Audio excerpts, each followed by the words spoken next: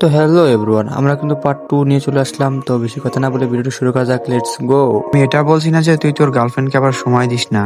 আমি শুধু এটা বলতে চাই যে তুই আমাকে শুধু একটু মূল্যায়ন করতে শেখ। আসলে শুন, এই বিষয়টা নিয়ে সব সময় মন খারাপ করে, আর সে সব সময় মনে করে তার কাছে জিসানের কোনো মূল্যই নেই।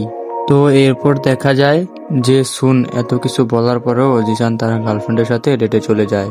কিন্তু তার গার্লফ্রেন্ড এখানে লক্ষ্য করছিল যে জিসান সবকিছুতে অনেক বেশি তাড়াহুড়ো করছে, এমনকি তার দিকে জিসানের কোনো মনোযোগই নেই।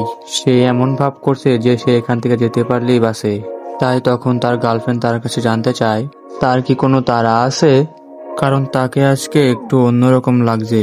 তখন জিসান তাকে বলে, কই না তো, আমার কোনো আজকে তাড়া নেই। তবে জিসানের আজকে সুনের জন্য অনেক খারাপ লাগছিল। সুনের সাথে প্ল্যান ক্যান্সেল করে দেওয়াতে তার অনেক বেশি খারাপ লাগছিল, কারণ সবসময় জিসান সুনকে যা বলে সুন সেটাই শোনে। কিন্তু সে প্রায় সময় জিসানের অনেক বিষয় এড়িয়ে যায়। তাই জিসানের কাছে মনে হতে থাকে যে সে সুনের মতন একটা প্রকৃত বন্ধু হতে পারেনি। তাই সে সুনকে বারবার ফোন দিচ্ছিল। আর অন্যদিকে আমরা সুনকে দেখতে পাই, সুন মন খারাপ করে রাস্তার পাশে একটি পার্কে বসেছিল। আর জিসান তাকে বারবার ফোন দেওয়ার পরও সুন কিন্তু ফোন ধরছিল না।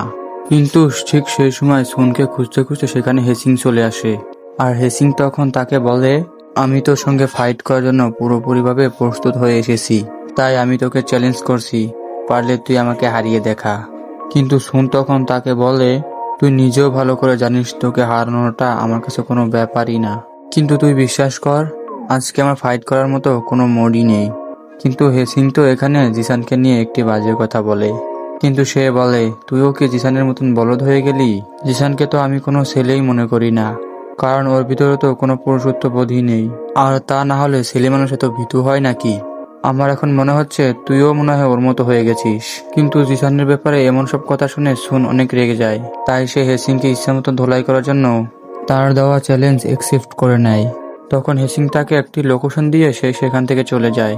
আর সুনও সঙ্গে সঙ্গে সেই লোকেশনে চলে যায়। কিন্তু সে সেখানে যাওয়ার পর দেখা যায় হেসিং তাদের শহরের কিছু গ্যাংস্টার ভাড়া করেছে, যারা কিনা ফাইট করতে অনেক বেশি এক্সপার্ট। সে আসলে সুনকে মারার জন্য পুরোপুরিভাবে একদম প্ল্যান করে এসেছে। তারপরও সুন এসব দেখে একদমই ভয় পায় না। সে নির্ভয়ে হেসিং এর সাথে ফাইট শুরু করে দেয়। সুন হেসিং এবং তার সঙ্গীদের অনেক মারে। এক এক করে তাদের প্রত্যেককে সুন হারিয়ে দেয়। কিন্তু এমন সময় সেখানে চলে আসে সেই দুজন গ্যাংস্টার, যাদেরকে কিনা হেসিং সুনকে মারার জন্য ভাড়া করেছে। তাদের দুজনের মধ্যে একজনের নাম ছিল ব্যাড বয় এবং আরেকজনের নাম ছিল জোসেফ। সে দুজনই ছিল অনেক ভয়ানক গ্যাংস্টার। তো এখানে জোসেফ ব্যাড বয়কে বলে, একটা বাচ্চাকে হারানোর জন্য সে একাই যথেষ্ট। তাই ব্যাড বয় যেন তাদের দুজনের মধ্যে না আসে। এবার জোসেফ সোজা সুনকে ফাইটের চ্যালেঞ্জ করে, আর সুনও তার চ্যালেঞ্জ অ্যাকসেপ্ট করে নেয়। এবার জোসেফ সুনকে একটা পরিত্যক্ত বাড়িতে নিয়ে যায় ফাইট করার জন্য। আর কিছুক্ষণের মধ্যেই তাদের দুজনের ফাইট শুরু হয়ে যায়। আর জোসেফও ছিল সুনের মতন একটা ভালো ফাইটার। তাই তাদের দুজনের মধ্যে অনেক হাড্ডাহাড্ডি ফাইট হচ্ছিল। তবে এক পর্যায়ে গিয়ে সুন জোসেফকে প্রায় হারিয়ে দিচ্ছিল। আর জোসেফ শত চেষ্টা করেও সুনের হাত থেকে বাঁচতে পারছিল না। তাই সে চিৎকার করে তার সঙ্গী ব্যাড বয়কে ডাকে। আর এখানে ব্যাড বয় এসে সুনের ওপর ঝাঁপিয়ে পড়ে। আসলে এই ছেলেকে ব্যাড বয় বলা হয় এই কারণে, কারণ সে যখন কাউকে মারতে শুরু করে তখন সে তাকে পাগলের মতো মারতেই থাকে। ব্যাড বয়ও ছিল অনেক ভালো একটা ফাইটার। তবে সুন এখানে অনেকগুলো মানুষের সাথে ফাইট করতে করতে অনেক বেশি দুর্বল হয়ে পড়ে। তাই ব্যাড বয় তাকে ইচ্ছে মতন মারধর করছিল। তখন সে তার সাথে খুব একটা পেরে উঠছিল না, যার ফলে ব্যাড বয় এবং জোসেফ তাকে অনেক মারছিল। আর অন্যদিকে আমরা জিসানকে দেখতে পাই। সুন যখন তার ফোন কোনোভাবেই ধরছিল না, তখন জিসান তার গার্লফ্রেন্ডকে কিছু অজুহাত দেখিয়ে সেখান থেকে চলে এসেছে। তারপর সে অনেক সময় ধরে সুনের সঙ্গে যোগাযোগ করার চেষ্টা করছে, কিন্তু সুন তার ফোন কোনোভাবেই ধরছিল না। তাই জিসান প্রত্যেকটি জায়গায় জায়গায় খুঁজতেছিল যেখানে সুন থাকতে পারে। সে প্রত্যেকটি জায়গাতে খোঁজার পরও সে তবুও সুনকে পায় না।